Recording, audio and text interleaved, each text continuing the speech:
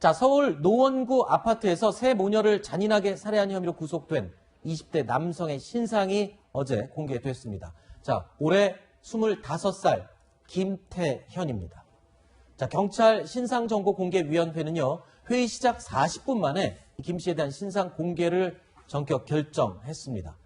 자, 3명을 살해한 중대 범죄를 저지른 데다가 잔인한 범죄로 사회 불안을 야기했다라고 판단을 한 겁니다. 자, 피의자 김 씨는 신상 공개가 된 뒤 기자들 앞에 모습을 드러냈습니다. 이 자리에서 유족들에게 들릴 듯 말 듯 죄송하다는 말을 남기기도 했습니다. 어제 모습 잠시 보시죠.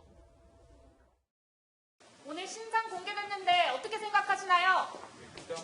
유가족들에게 하고 싶은 말 없습니까? 일단 죄송합니다. 피해자들에게 미안하진 않나요? 정말 방송하고 있어요. 유가족들에게 죄송합니다. 하시면 어떻게 살해하신 건가요? 죄송합니다. 일단 네. 이렇게 몇 번이나 찾아갔나요? 죄송합니다. 죄송합니다.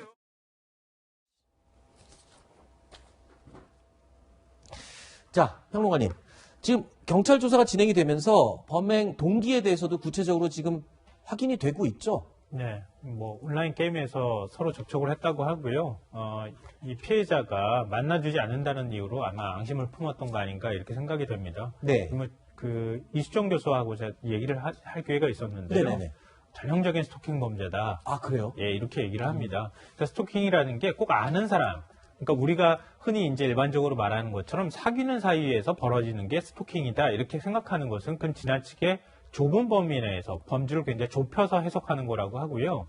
이런 식으로 서로 간에 잠깐 접촉이 있거나 이렇게 하더라도 그 사람에 대해서 꾸준히 스토킹을 하거나 이렇게 하는 일들도 굉장히 많이 있다고 하는 겁니다. 네. 그러니까 우리 뭐 성인지 감수성 뭐 얘기 나오는 것처럼 스토킹에 대한 우리 사회의 감수성도 좀 넓힐 필요가 있다. 네. 그리고 스토킹 처벌법이 국회를 통과하긴 했지만 이 스토킹 처벌법에 적용을 받지 못하는 상황이잖아요. 네. 그러니까 스토킹 처벌법이 제정이 되고 시행이 된다고 하면은 바로 이렇게 범주가 조금 넓은 부분까지도 당사자가 이런 부분에 대해서 신고를 할 경우에 스토킹을 행사하는 사람에 대해서 접근을 확실하게 막아주는 네. 그런 것까지 앞으로 조금 더 현재 이 국회에서 제정한 법이 조금 미진하다는 지적이 있기 때문에 네. 그런 면에서는 조금 더 강화될 필요도 있지 않을까 하는 생각합니다. 네.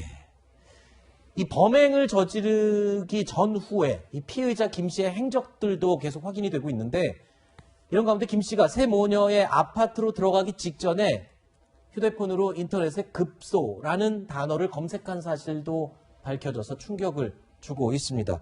자, 그러니까 이 계획된 범죄다라는 것을 지금 암시할 수 있는 그런 행동들이잖아요. 어차피 살인은 유죄에 나오는 거고. 그렇죠. 형량입니다. 근데 살인죄 같은 경우에 인명을 살상하는 범죄에 있어서 형량을 결정하는 가장 중요한 것 중에 하나가 계획된 범죄냐, 우발적인 이거거든요. 계획 범죄는 영미에서 1급 살인이라고 우발적인 살인 2급 살인이라고 합니다. 네. 그게 제일 중요하다는 거죠. 그런데 이 사람은 지금 우발적인 범죄, 영미식으로 하면 2급 살인을 얘기하는 것 같아요. 그러면 형량이 낮아지거든요. 그런데 이제 수사를 해보니까 이 사람이 뭐 급소 이런 것들을 검색했다는 거 아니겠습니까?